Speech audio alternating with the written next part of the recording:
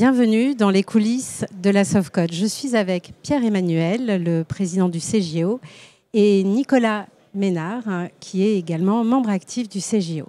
Bienvenue à tous les deux, donc Pierre-Emmanuel, le président du CJO. Très heureuse de passer ce moment avec vous. Alors, vous, depuis combien d'années venez-vous au congrès de la Sofcote? Bonjour Hélène. Moi, ça fait 7 ans que je viens au congrès de la Sofcote.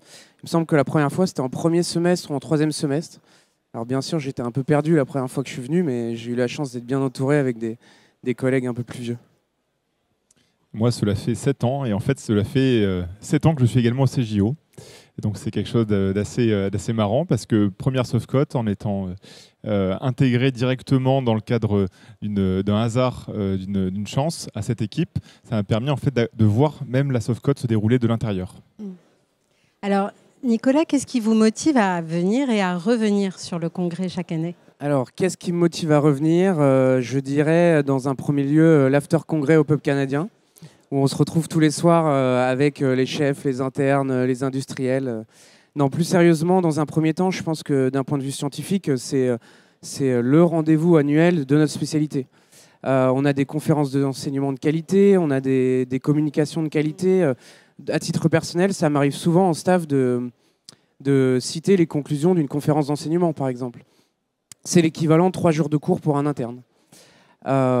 Pour les communications scientifiques, ça permet aussi à un jeune interne de se rendre compte un petit peu, de découvrir un petit peu la recherche scientifique et voir un petit peu d'autres internes qui présentent des thèses, des masters et ainsi de suite, quoi. De trouver des idées. Un exemple que je peux vous donner, on avait traité à Lille un patient qui avait un syndrome d'insensibilité congénitale à la douleur. On se posait beaucoup de questions à ce sujet. Et à une Sofcote, un professeur de Bruxelles présentait le même patient et se posait les mêmes questions que nous. Donc ça nous a permis de prendre contact avec lui, d'aller le voir à Bruxelles. Dans un deuxième temps, la convivialité.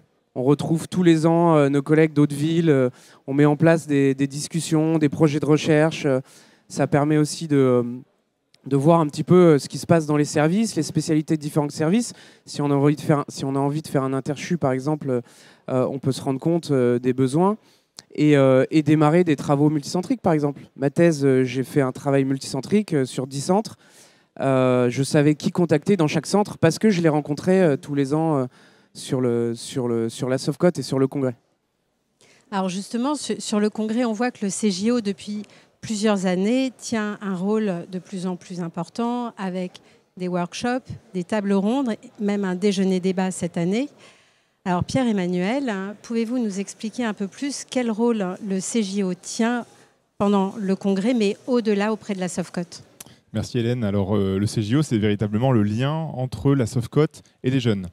Il faut vraiment comprendre que ce congrès de la Sofcote, c'est vraiment un moment, c'est un tourbillon, c'est un bouillonnement, comme l'a dit notamment Nicolas, de rencontres, de moments à la fois très sympathiques, mais également de moments scientifiques très riches, avec des présentations de différents niveaux qui, en permanence, font remettre en question la pratique quotidienne. Et quand on revient de ce congrès de la Sofcote, pour ceux, malheureusement, certains qui ne peuvent pas venir à Sofcote, c'est alors qu'est-ce que tu as appris à Sofcote, qu'est-ce qui t'a marqué à Sofcote?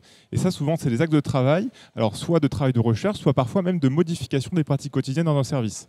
Donc ce congrès de la Sofcote, le CJO œuvre, comme tu l'as dit, sur des points très précis, mais également tout au long de l'année, le CJO a plusieurs missions.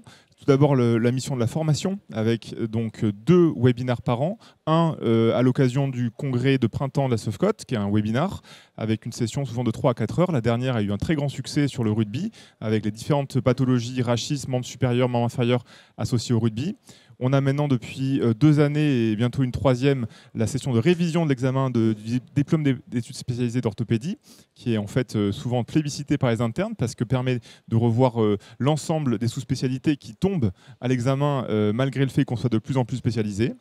Enfin, le CJO a un rôle de soutien très important. On fait remonter les choses, on est vraiment dans un rôle de faire remonter des informations, mais également transmettre des informations. Et il faut savoir que l'information de ce congrès pour nous, c'est que les jeunes, maintenant, ça a été voté, seront membres du CJO jusqu'à 35 ans, puis ensuite seront membres de la Sofcote, avec une période de transition qui sera offerte, le premier congrès sera offert pour ceux qui passeront du membre CJO au membre Sofcote après 35 ans. Donc une très très grande implication. Donc, pour rejoindre aujourd'hui le CJO, on s'y prend comment ? Eh bien maintenant, il faut simplement s'inscrire sur le site de la Sofcote et nous sommes en train de tout mettre à jour. Mais maintenant, l'adhésion sera unique entre membres CJO et membres Sofcote. Très bonne nouvelle. Merci à tous les deux pour votre énergie, vos explications très très claires. Merci Hélène. Merci Je Hélène. vous retrouve bientôt dans les coulisses de la Sofcote. Merci.